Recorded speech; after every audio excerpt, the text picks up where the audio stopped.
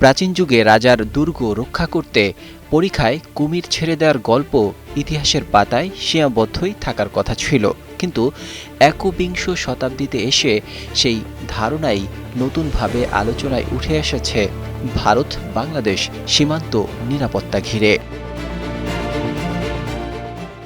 ভারতীয় সীমান্তরক্ষী বাহিনী বিএসএফ এখন এমন এক কৌশল বিবেচনা করছে যেখানে দুর্গম নদীপথ ও জলাভূমি এলাকায় কুমির বা সাপের মতো সরীসৃপ ব্যবহার করে প্রাকৃতিক বাধা তৈরি করা যেতে পারে। ভারতীয় সংবাদ মাধ্যম দ্য ফেডারেলের প্রতিবেদনে বলা হয়েছে, এই পরিকল্পনা সরাসরি কার্যকর করার সিদ্ধান্ত হয়নি, বরং এর সম্ভাব্যতা যাচাই চলছে। নগদ নিয়ে এলো হার না মানা হার অফার। সর্বনিম্ন 10,000 টাকা রেমিটেন্স নগদে পাঠালে থাকছে স্বর্ণের হার জেতার সুযোগ।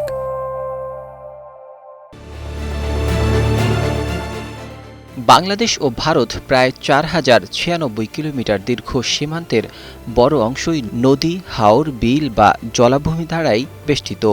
এসব এলাকায় কাঁটাতারের বেড়া দেওয়া কঠিন, অনেক ক্ষেত্রে অসম্ভব। ফলে এই অঞ্চলগুলো দীর্ঘদিন ধরেই অনুপ্রবেশ ও চোরাচালানের ঝুঁকিতে রয়েছে। ঠিক এই বাস্তবতা থেকেই বিকল্প ভাবনা হিসেবে প্রাকৃতিক নিরাপত্তা ব্যবস্থা নিয়ে আলোচনা শুরু করেছে দেশটি। এই ধারণার পেছনে একটি বড় কারণ হল জনবল সংকট।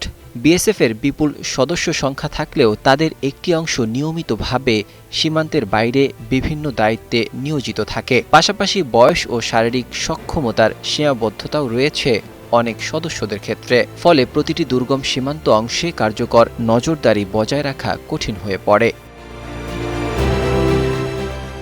তবে বিষয়টি শুধু কৌশলগত নয়, বিতর্কিতও বটে। কারণ বাস্তবে কুমির বা সাপ ব্যবহার করা হলে তা মানবাধিকার, পরিবেশ এবং আন্তর্জাতিক সম্পর্কের দিক থেকে প্রশ্ন তুলতে পারে। সীমান্ত এলাকায় বসবাসকারী সাধারণ মানুষের নিরাপত্তাও তখন বড় একটি ইস্যু হয়ে দাঁড়াবে। একই সঙ্গে ভারত সীমান্ত নিরাপত্তায় প্রযুক্তি নির্ভর আধুনিকায়নেরও জোর দিচ্ছে। বর্ডার বা ইলেকট্রিক নজরদারি ব্যবস্থাপনার মাধ্যমে ক্যামেরা, সেন্সর ও ড্রোন ব্যবহার করে নজরদারি বাড়ানোর পরিকল্পনা চলছে। কিন্তু যেখানে প্রযুক্তি বা অবকাঠামো পৌঁছানো কঠিন, সেখানে এমন অস্বাভাবিক পরিকল্পনার কথা চিন্তা করছে ভারত। সব মিলিয়ে কুমির বা সাপ মোতায়েনের ধারণা এখন পরিকল্পনার পর্যায়ে থাকলেও এটি দেখিয়ে দিচ্ছে সীমান্ত নিরাপত্তার বাস্তব চ্যালেঞ্জ কতটা জটিল এবং কখনো কখনো কতটা অপ্রচলিত সমাধানের দিকে নীতি নির্ধারকদের ঠেলে দেয়।